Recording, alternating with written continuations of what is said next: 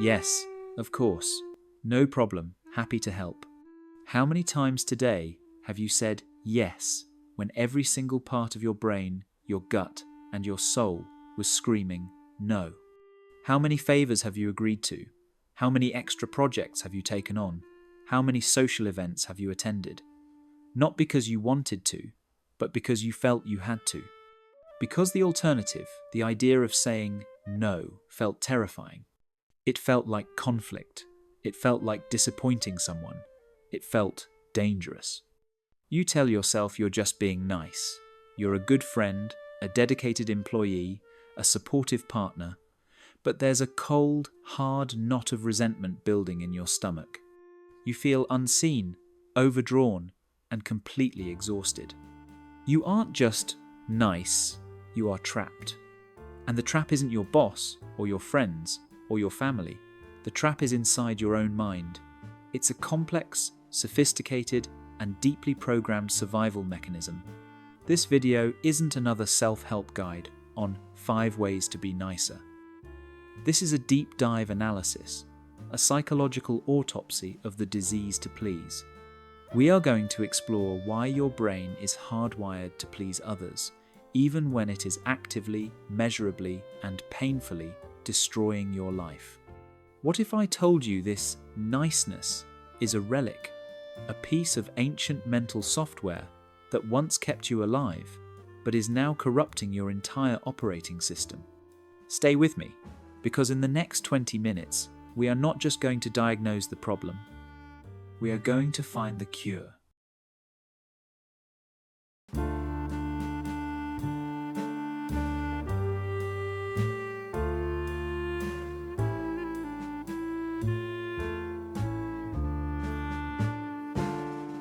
First, we must draw a line in the sand, a critical distinction that most people never make. We are not talking about kindness. Kindness is a choice. Kindness is authentic. Kindness comes from a place of abundance and strength. You give because you want to, and you have the resource to give. People-pleasing is a compulsion. It is a camouflage. It comes from a place of fear and scarcity. You give because you are terrified of what will happen if you don't. Kindness is about the other person. People-pleasing is actually all about you. It's about managing your fear. It's about controlling their perception of you to make you feel safe. So, what are the symptoms? How do you know if you've crossed the line from kind to compulsive? It starts with an apology. Constantly. You apologize for existing, for taking up space, for having needs. Sorry to bother you. Sorry, is this a bad time? Sorry, can I just ask? It's the inability to say no without a 10-page list of excuses.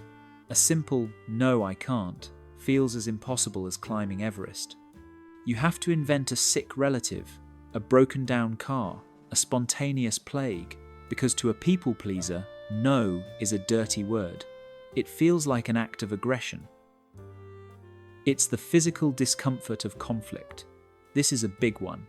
The moment someone seems even slightly annoyed with you, their tone shifts. They sigh. They look away. Your entire nervous system lights up like a Christmas tree. Your heart hammers. Your stomach churns. You'd rather set yourself on fire than sit in the discomfort of someone's disapproval. So you fold. Instantly. Oh no, it's fine. You're right. My mistake. You agree to things you know are wrong just to make the bad feeling go away. And, perhaps the most tragic symptom, you don't even know what you want. When you spend your entire life monitoring the needs and emotions of others, your own internal compass rusts over from disuse. Ask a people-pleaser, "What do you want for dinner?" and you'll see a quiet panic in their eyes. They'll say, "Oh, whatever you want is fine." No, really, what do you feel like? I don't mind, you choose. This isn't just about dinner. This is about everything. They don't know what movie they want to watch, what career they want to pursue, or what makes them happy. Their identity has become a mirror, reflecting back whatever everyone else wants them to be. If this sounds familiar, If this sounds like you, know this. You are not broken. You are not weak. You are, in fact, a master of survival. You developed this skill for a very, very good reason.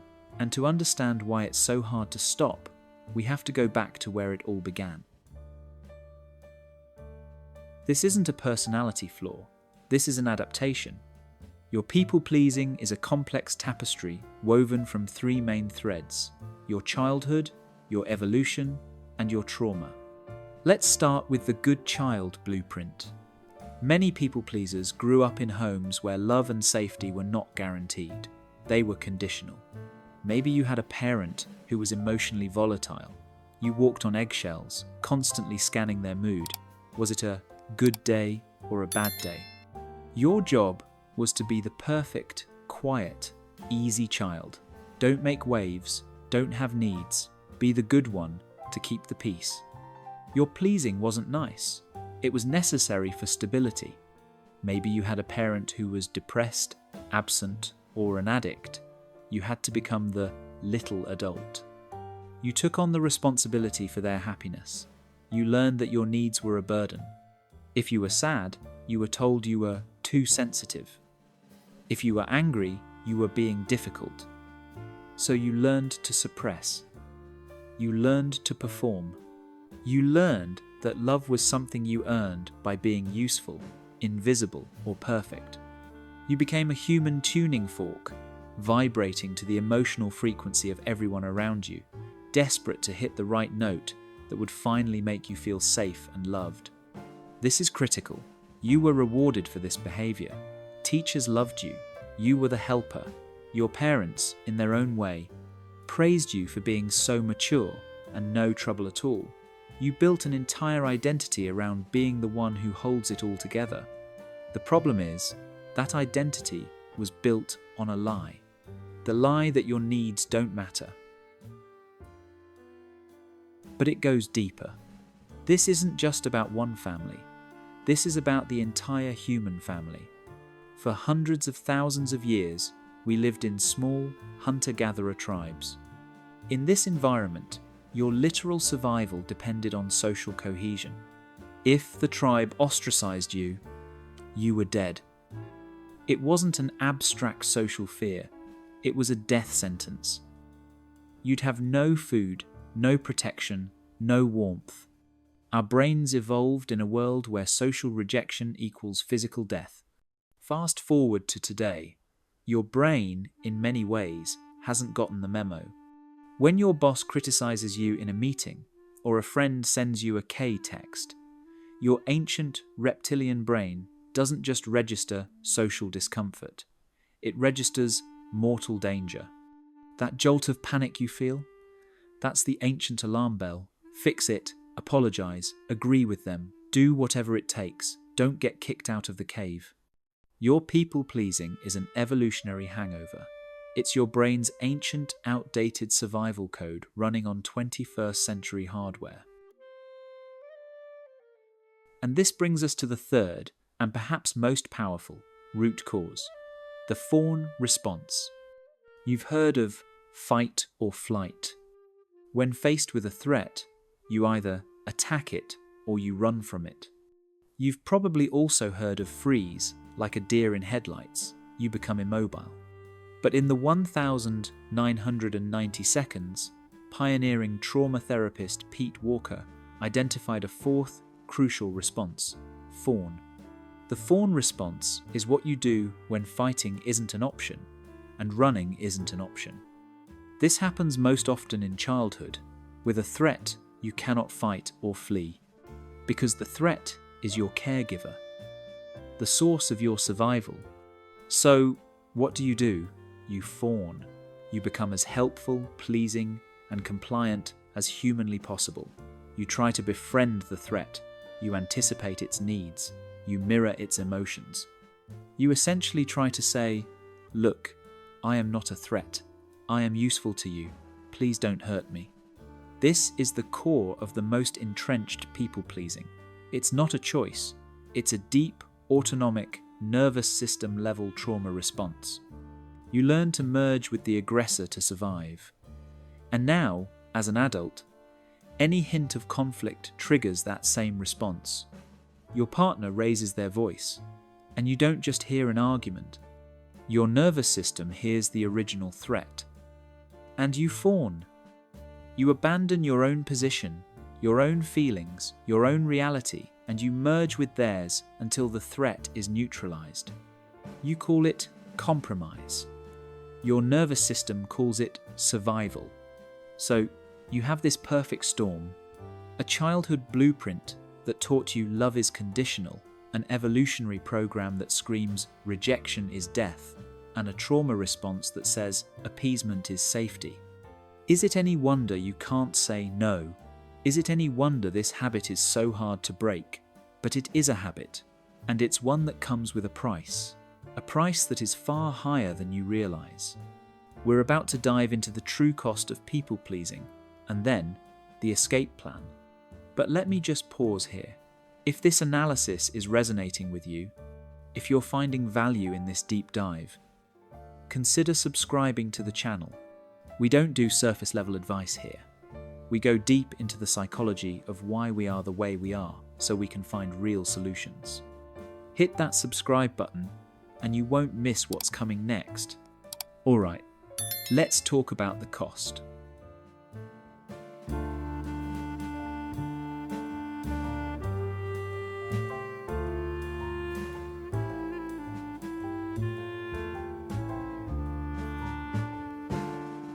We've diagnosed the why.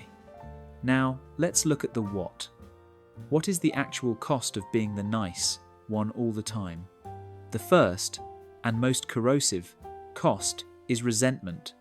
Resentment is the poison you drink, hoping the other person will die. But in this case, it's the poison that builds up every time you say yes when you mean no. It's a quiet, cold, simmering rage. It's directed at your boss for giving you that extra project, but also at yourself for accepting it. It leaks out sideways, in passive aggression, in sarcasm, in forgetting to do the thing you promised. You become a martyr, sighing loudly as you wash the dishes again, hoping someone will notice your noble sacrifice. This resentment eats away at your relationships until there's nothing left but the hollow shell of obligation. The second cost is burnout, physical, mental, and emotional burnout. You cannot be all things to all people. You are a human being with a finite amount of energy. When you spend 100% of your energy reserves managing the lives of others, you have zero left for yourself. This is why you're so tired. This is why you zone out on the couch for hours, scrolling. You have no fuel left in the tank to do the things you claim you want to do: exercise, read, work on your own goals. Your niceness has become a vampire, draining your own life force to feed everyone else's. The third cost is inauthentic relationships. This one hurts. If you are a people pleaser, I have a question for you. Does anyone in your life know the real you? The you that gets angry? The you that has ugly opinions? The you that is selfish and tired and messy? Or do they just know the character you play? The smiling, agreeable, low-maintenance mask? When you please everyone, you connect with no one. You are surrounded by people who love a version of you, a curated, carefully constructed diplomat, and you feel profoundly, desperately alone. You crave true intimacy, but intimacy requires vulnerability. And vulnerability, the act of showing your real, imperfect self, is the one thing your survival system will not allow. Because, it screams, if they see the real you, they will leave. And this leads to the final, most devastating cost: a lost life. The life you could have lived if you weren't so busy living everyone else's. The business you never started because you were afraid of being too ambitious. The relationship you never left because you didn't want to hurt them. The no you never said that led you down a path you never wanted. The true cost of people-pleasing isn't just your time or your energy. It's your potential. It's your purpose. It's the aching, ghostly presence of the person you were meant to be, standing right next to the accommodating shell you've become. This is the destruction. It's not a single explosion, it's a slow, quiet erosion of your own soul. So, we're here. We're at the bottom. We've seen the ugly truth of it. Now, how do we get out? This is not going to be a simple 5-step trick. This is a rewiring. We are training your nervous system to understand that no is not a threat. No is not a death sentence. No is a tool. No is a boundary. No is the beginning of your real life.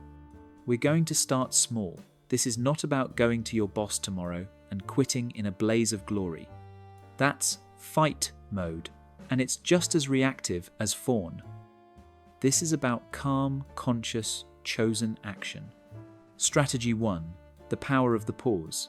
People pleasers are reactive. Someone asks for something, and the yes leaps from your mouth before you've even processed the request. Your first new habit is this: the delay. Let me check my schedule and get back to you. I need to think about that. I'll let you know. That's an interesting idea. Let me process it. This simple phrase is a circuit breaker. It stops the fawn impulse in its tracks. It buys you time. In that time, you are not inventing an excuse.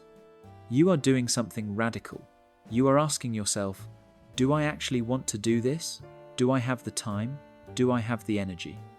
You are consulting your own needs.